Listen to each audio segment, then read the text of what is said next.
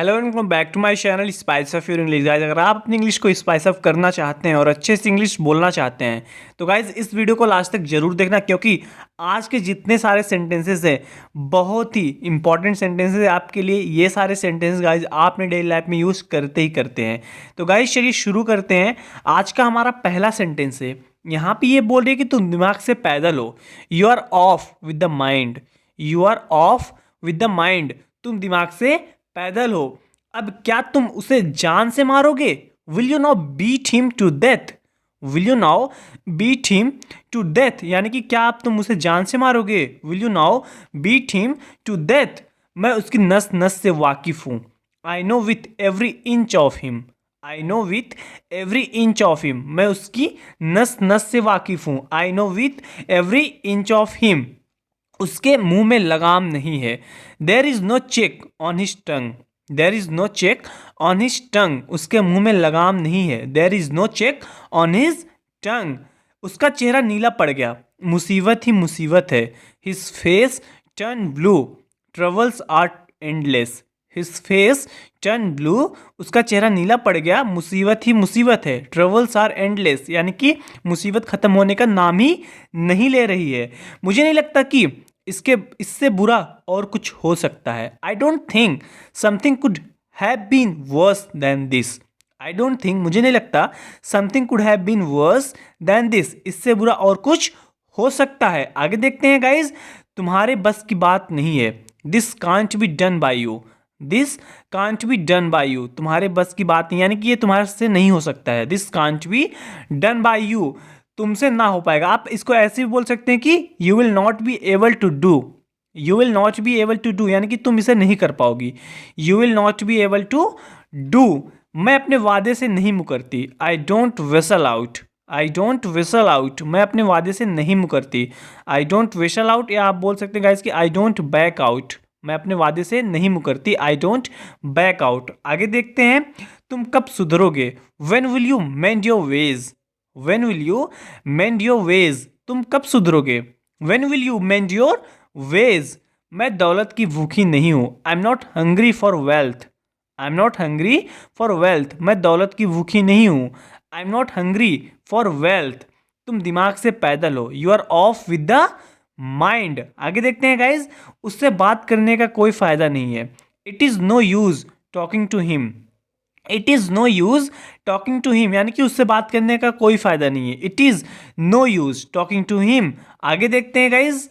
यहाँ पे ये बोल रही है कि तुम उसकी बातों में कैसे आ गई। How were you taken in by his words. How were you taken in by his words. तुम उसकी बातों में कैसे आ गई। How were you taken in by his words. अच्छे से अच्छे लोग भी गलती करते हैं। Even the great people make mistakes. Even the great people make mistakes. अच्छे से अच्छे लोग गलती करते हैं। Even the great people make mistakes. तुमने मेरी मुंह की बात छीन ली। You snatched the word out of my mouth.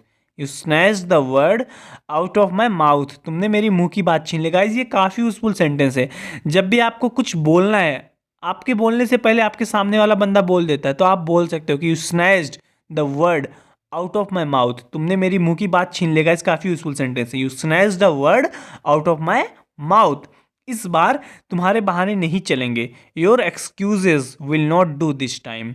Your excuses will not do this time. इस बार तुम्हारे बहाने नहीं चलेंगे। इस काफ़ी यूजफुल सेंटेंस ये भी है। जब सामने वाला कुछ बहाना बना रहा है, तुमको बोलना यार तुमने बहुत बहाना बना लिया, इस बार तुम्हारे बहाने नहीं चलेंगे।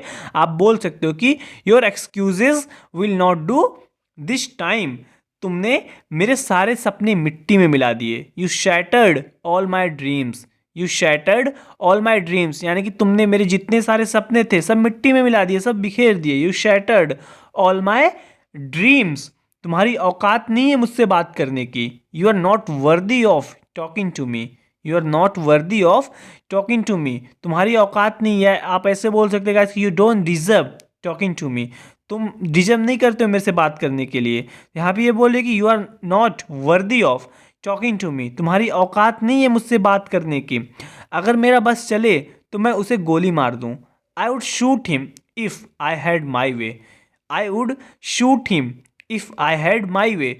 अगर मेरा बस चले तो मैं उसे गोली मार दूँ। I would shoot him if I had my way, वह हमेशा अपनी चलाता है। He always has his way, he always has his way, यानी कि वो हमेशा अपने मन की करता रहता है। ही ऑलवेज हैज़ हिज वे, मैं उसकी लायक नहीं हूँ। I don't deserve him, I don't deserve him, मैं उसके लायक नहीं हूँ, यानी कि वो मेरे लायक है लेकिन मैं उसके लायक नहीं हूँ। आई डोंट डिज़र्व हिम, मुझे चने की झाड़ पर मत चढ़ा।